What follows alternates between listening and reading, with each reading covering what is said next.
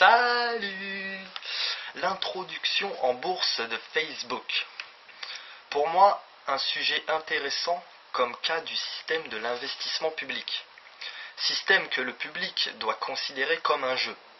La bourse, c'est la française des jeux. Vous avez gratté un ticket de loto, vous avez perdu, c'est tout.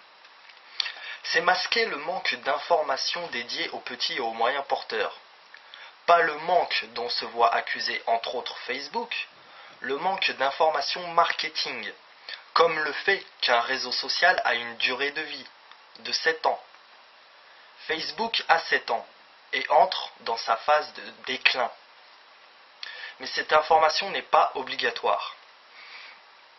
À part cela, il est vrai, il est aisé de croire à une escroquerie.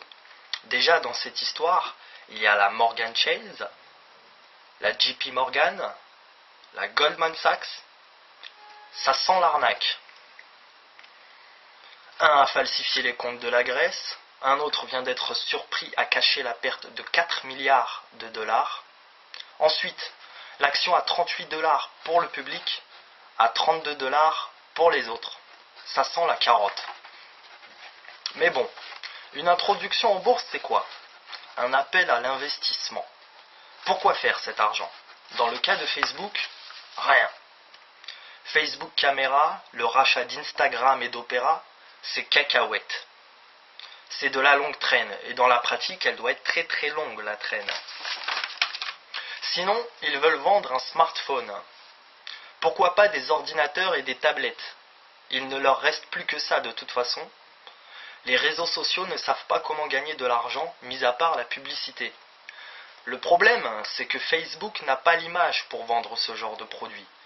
D'ailleurs, il propose un système de boutique en ligne. Ça ne marche pas. Les inscrits ne se connectent pas sur Facebook pour faire des achats. N'est pas eBay ou Apple qui veut. En plus, seuls environ 7% des inscrits ont liké Facebook. 7% des inscrits aiment Facebook. LOL. Pour un réseau qui entre dans sa phase de déclin, l'aventure paraît plus que risquée. Cherchez le S1 de Facebook, son dossier d'introduction en bourse. Déjà, ce document fait 200 pages. Personne ne lit des 100 pages. C'est comme lire le programme d'un candidat à la présidentielle. Personne ne lit ça. Ou ils sont trop peu nombreux. Ensuite, le document se veut vendeur. C'est normal.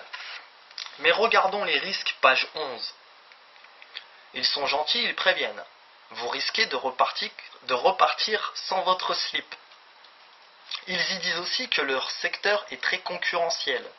Mais rien sur la concurrence, la taille du marché, le taux d'équipement des ménages occidentaux, où prolifère majoritairement Facebook. Bref, un investisseur professionnel prête attention à ces données. Elles ne sont pas livrées au public, ce n'est pas obligatoire. Même si Facebook a été introduit au Nasdaq, cotation en partie européenne, le sujet concerne donc directement l'Europe, directement la France.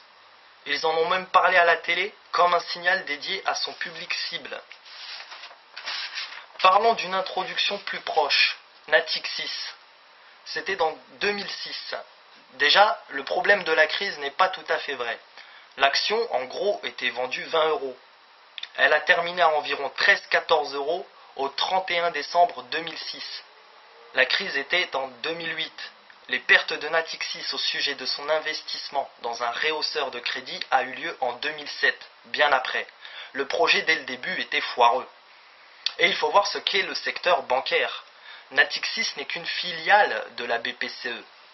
BPCE, la Banque Populaire et la Caisse d'Épargne, avec des activités bien précises pour Natixis. La BPCE, qui était en quelque sorte jugée partie, les 3/4 des actionnaires publics étaient clients de la Caisse d'Épargne ou de la Banque Populaire. Aucun conseil donné. Il y a des témoignages de personnes qui ont mis tout leur argent. Aucun pour leur dire de ne pas tout miser, d'acheter 100 actions tous les mois pour tâter la cotation.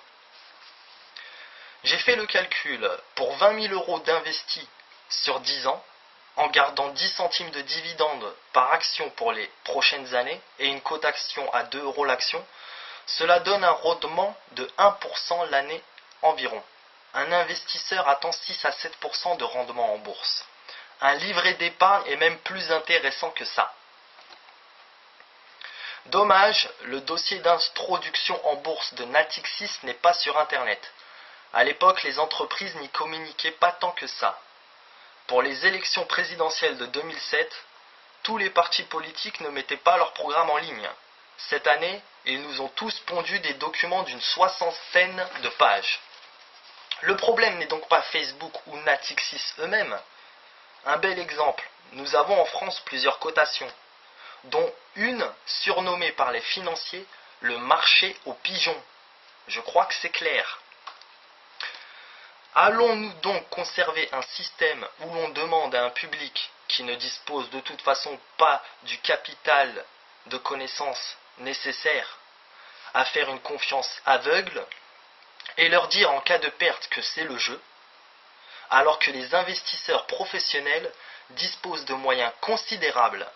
Ils font même des transactions à haute fréquence, des ordres d'achat et de vente à la microseconde, qui seraient responsables du flash crash de 2010. Investisseurs professionnels qui estiment devoir avoir certaines informations pour prendre une décision.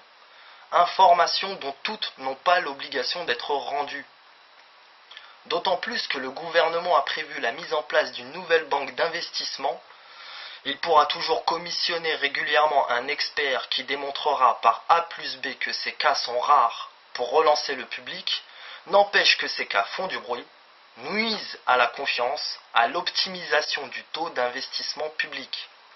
Alors que revoir les obligations freinerait au contraire les personnes les moins scrupuleuses. C'est-à-dire revoir justement l'information obligatoire à rendre au public. Cela permettrait des conditions, un investissement optimum pour les entreprises, les États, les investisseurs, et pourrait éviter ainsi ce que nous connaissons actuellement, c'est-à-dire une grosse tuile.